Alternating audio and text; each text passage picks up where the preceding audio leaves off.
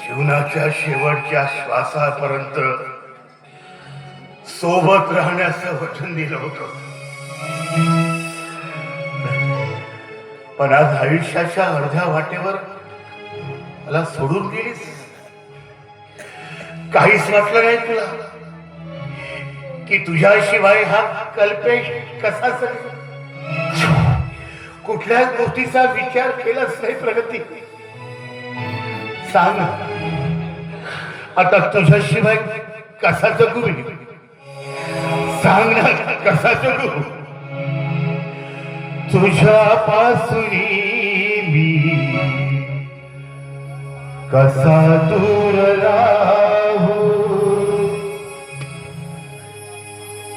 तणापासून प्राण कसा दूर ठेवू, तुझ्यापासून मी कसा दूर राहू, तुझ्यापासून मी कसा दूर राहू, तणापासून प्राण कसा दूर ठेवू, तणापासून प्राण कसा दूर ठेवू, तुझ्यापासून कसा दूर राहू, तुझ्यापासून कसा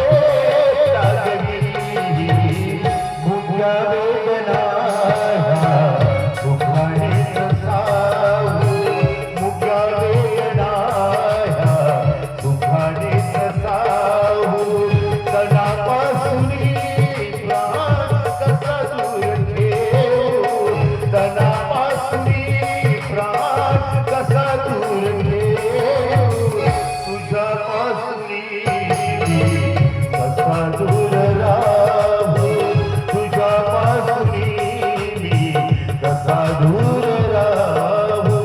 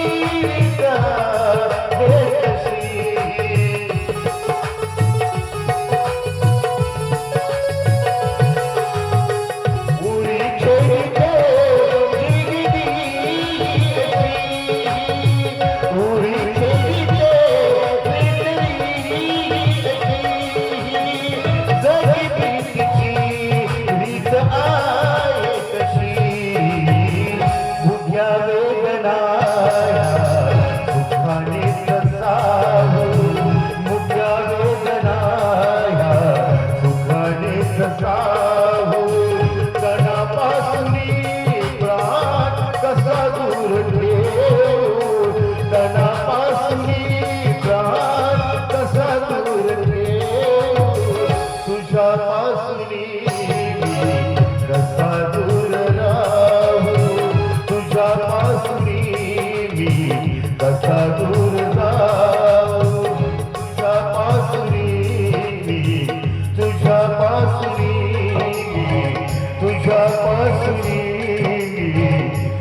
कसा दूर राहू.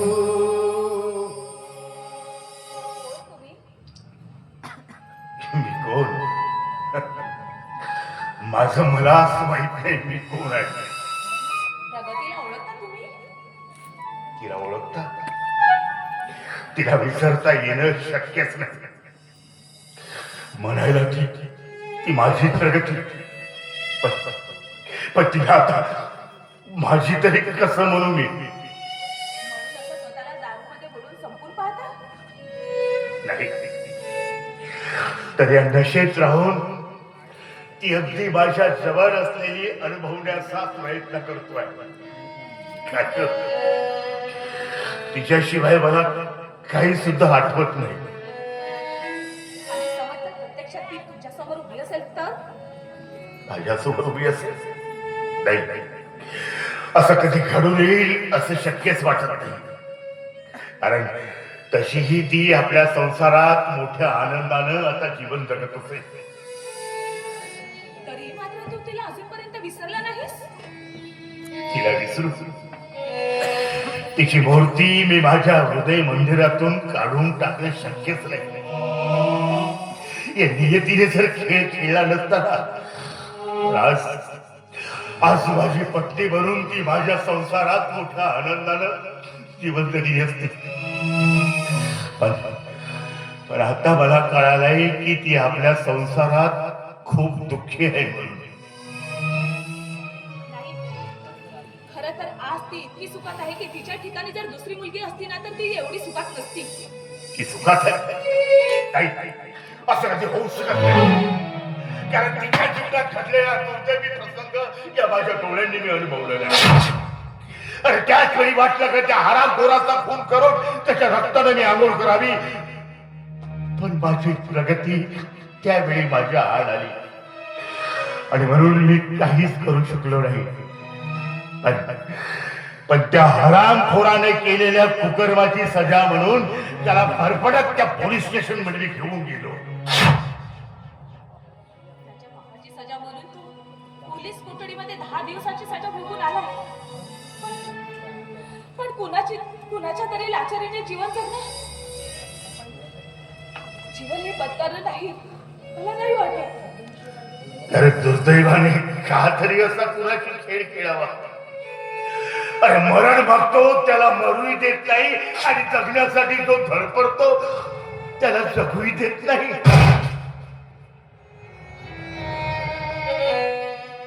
पण मी ठरवलंय मी माझ्या प्रगतीला त्या संसारात घुटमळ जीवन नाही जगू देणार.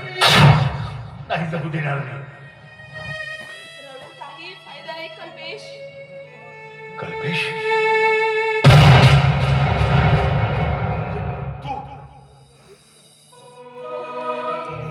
मीच ती दुर्दैवी प्रगती की आज ती तुझ्या समोर उभी आहे, मात्र तिला ओळख करून द्यायची तिची लायकी सुद्धा नाहीये.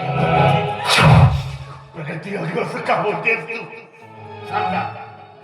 अगं कुठल्याही संकटात कशाचीही पर्वा न करता तुझ्यासाठी धावून यायला सदैव तयार असताना मी तू स्वतःला माझ्यापासून दूर ठेवण्याचा का प्रयत्न करतेस?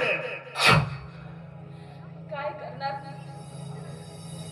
माझ्यावर कितीही संकटे आले तरी मी तुला आवाज देऊ शकत नाही, कारण अग्निदेवतेला साक्षी मारून मी हा माझ्या गळ्यात मंगळसूत्र बांधलंय. पण अशी नाचारीचं जीवन जगून त्या पाटलासाठी जीवन जगते असते का? तर केवळ आपल्या आई वडिलांच्या सुखासाठी. फक्त जगण्यासाठी म्हणून नाही, तर ज्याच्या नावाचं मी माझ्या गळ्यात मंगळसूत्र बांधलं आहे त्याच्या सोबतच मला जीवन जगावं लागेल. आणि माझ्या मार्गात कितीही अडचणी आल्या तरी पण मी सहन करायला तयार आहे. प्रगती, अगं आयुष्यातले सारे सुख दुःख मी तुझ्याशी वाटून घ्यायला तयार असताना तू मात्र स्वतःला त्या संसारात दूर फिरविण्याचा का प्रयत्न करतेस? कारण या मंगळसूत्राच्या पवित्र पवित्र बंधनामध्ये मी जकडल्या गेले. मंगळसूत्र मंगळसूत्र मंगळसूत्र अगं, कुठल्या मंगळसूत्राविषयी बोलते असते? त्या मंगळसूत्राविषयी की ज्याला तुझ्या भावनेशी काहीच केलं गेलं नाही. अगं, ज्याच्या बंधनातून प्रेमाचा तिळमात्र भास सुद्धा येत नाही, त्या मंगळसूत्राला तोडून टाक. तोडून टाक त्या मंगळसूत्र आणि त्या पाटलाच्या संसाराला हात मारून सरळ चालते हो माझ्या बरोबर. अगं, त्याशिवाय तुझ्या यातनांचा अंत होणं शक्यच नाही. म्हणजे तुला म्हणायचं काय आहे?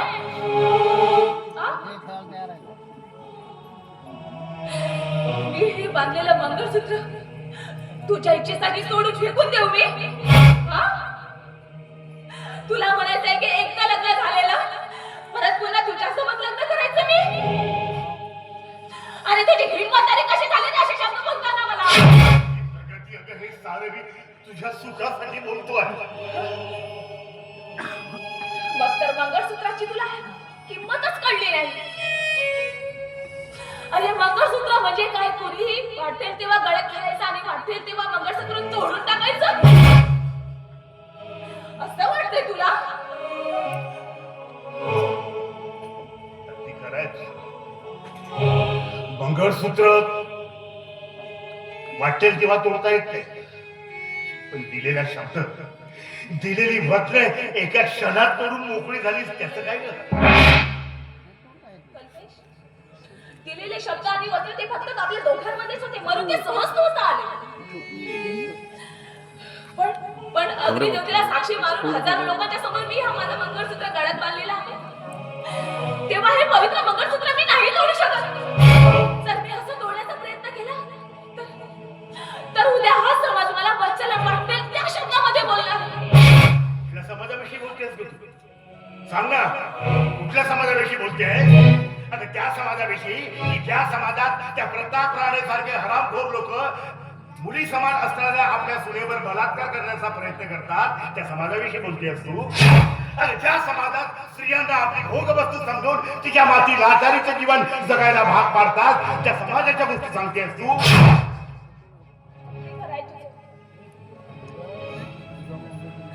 तू बोलतेस ते अगदी खरं आहे, पण तेच नशीब समजून मी माझं मंगळसूत्र जपायसाठी माझ्यासाठी दुसरा पर्याय उरलेला नाही आहे कल्पेश. दुसरा पर्याय नाही आहे. म्हणून कल्पेश, तू असं समज की ही प्रगती आजपासून तुझ्यासाठी कायमची दूर झालेली आहे.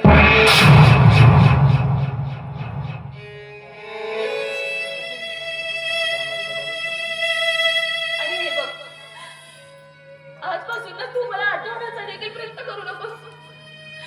तू मला आठवण्याचा प्रयत्न देखील करू नकोस. तू मला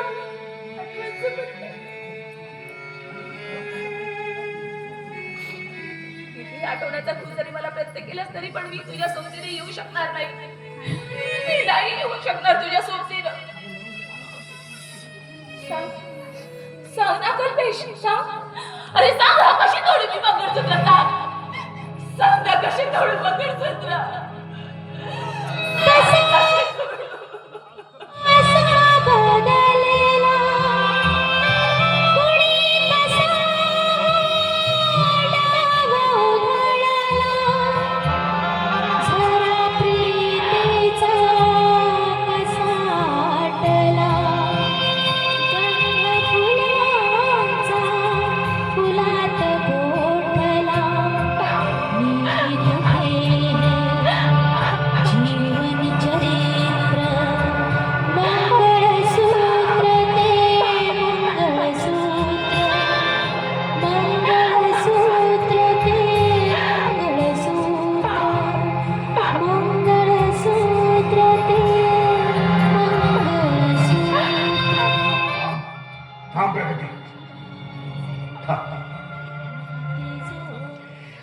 आणि क्षमा कर मला, खरं क्षमा कर.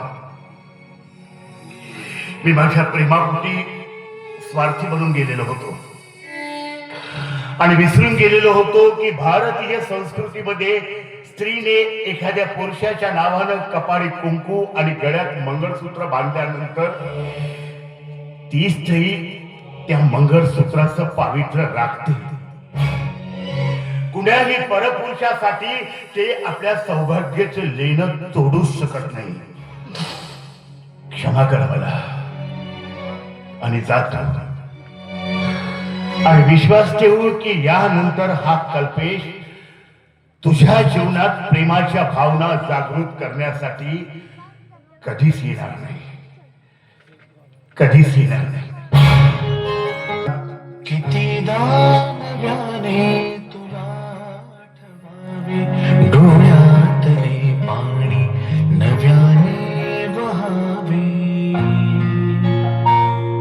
कितीदा नव्याने तुला आठवावे, डोळ्यातले पाणी नव्याने वहावे. सार काही संपलं. जिच्यावर स्वतःच्या प्राणांपेक्षाही जास्त प्रेम केलं होतं, ती आता माझी कधीच होऊ शकत नाही, हे कटू सत्य आता मला स्वीकारायलाच हवं. प्रगती, मी तुला विसरू शकत नाही आणि तुझ्याशिवाय मी जीवन जगू सुद्धा शकत नाही. आता हे शरीर नव्हे तर फक्त एक तुटलेला काचेचा आरसा आहे आणि ज्या आरशात फक्त तुझ्या आठवणीचे प्रतिबिंब आज मला दिसत आहे. आणि तुझ्या आठवणीचे प्रतिबिंब जर मला पोचायचे असतील तर या जगातून मला स्वतःच्या जीवनाचा शेवट करायलाच पाहिजे. जोपर्यंत मी माझ्या जीवनाचा अंत करणार नाही तोपर्यंत तुझ्या हृदयातून हा कल्पेश कधीच जाणार नाही.